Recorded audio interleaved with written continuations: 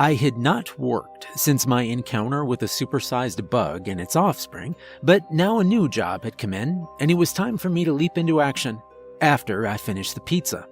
Breakfast polished off, and already thinking about what toppings I would choose for my next order, I climbed into my business boiler suit. The waist had a lot of give in it, thankfully, and my initials were emblazoned across the back. I'd had them redone in gold lettering. I was a success in my chosen profession, and proud of it. Some people say that cockroaches and lawyers will be all that's left at the end of the world.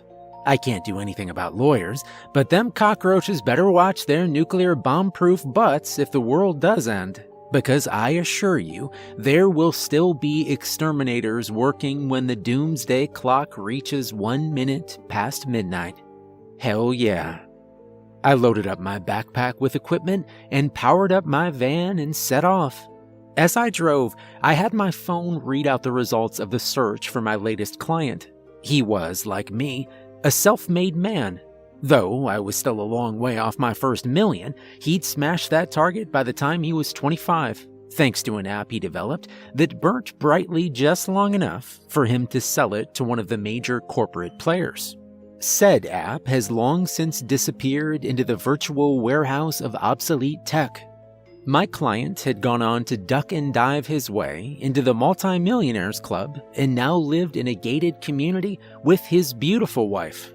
I told my phone to hop over to her search results and found that she was into philanthropy, glancing at the first of many pages of images, hair products, and standing next to movie stars. By the time I pulled up at the guard station by the entrance to the estate, I was wondering why they'd hired an independent contractor like me and not one of the big organizations. As the guard played the big man by inspecting my van, even though he knew full well I was cleared for access, one answer presented itself to me. My client had a problem he did not want anyone else to find out about, and figured he could buy my confidentiality. At the very least, I was happy to promise no names, for the right fee. I was happily thinking about dollars when, at last, the guard waved me through. On either side of me, immaculately tended lawns swept up to mansions that glinted in the afternoon sun in a way that made me wonder if their facades had actually been polished.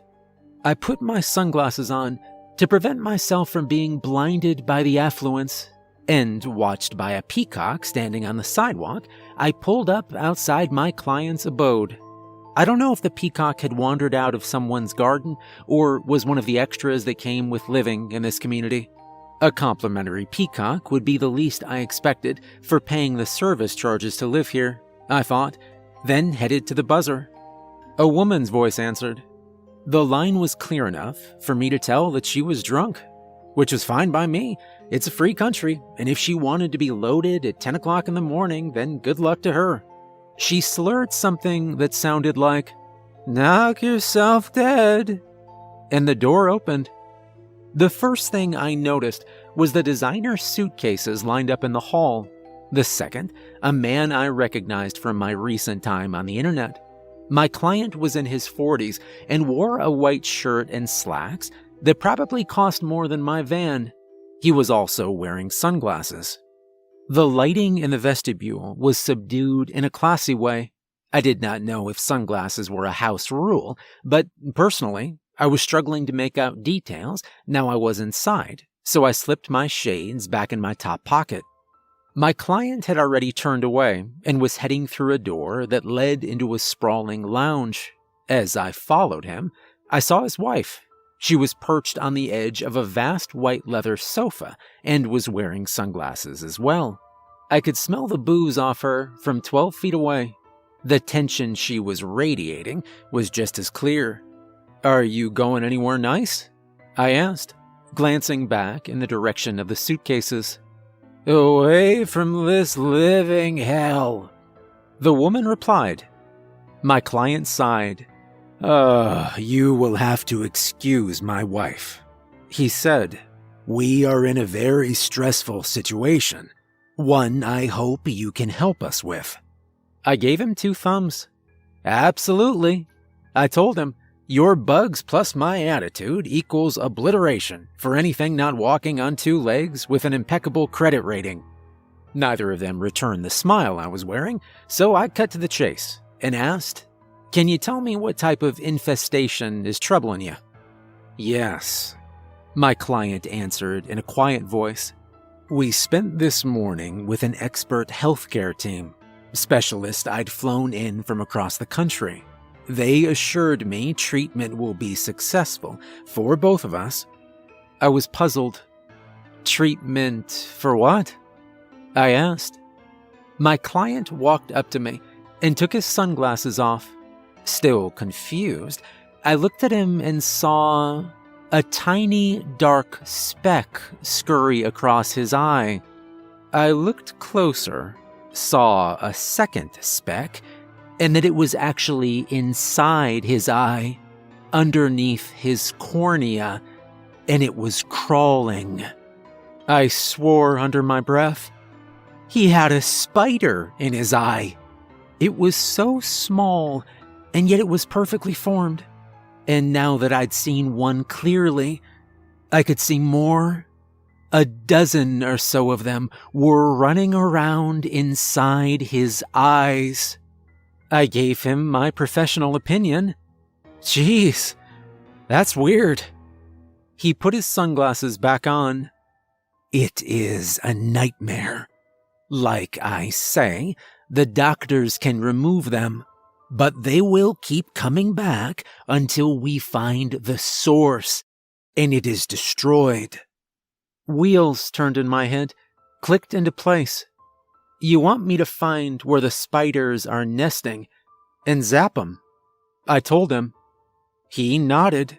"Yes, and if you can't, then we can never return here."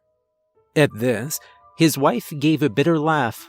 Her sunglasses had remained fixed to her face, and I assumed she had the same problem as her husband.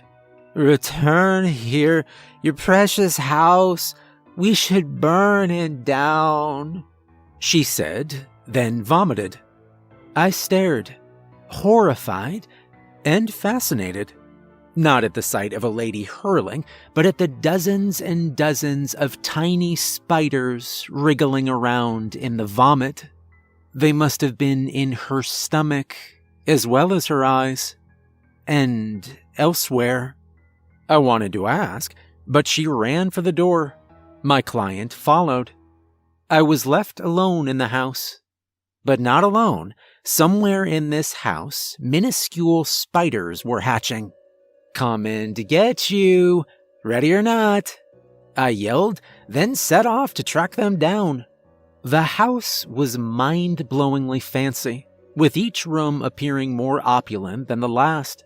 None struck me as the habitat I was looking for. Before long, I found stairs which led down to a basement. "Hot and hotter," I said with a grin. The basement was revealed to be a work in progress. A swimming pool was being constructed and pipework being laid. A damp, musty smell rose to meet me. And there it was, a web crammed with small white eggs, and another. My God, they were everywhere. It was a regular production line for spiderlings. I could not see any eggs hatching as I moved closer.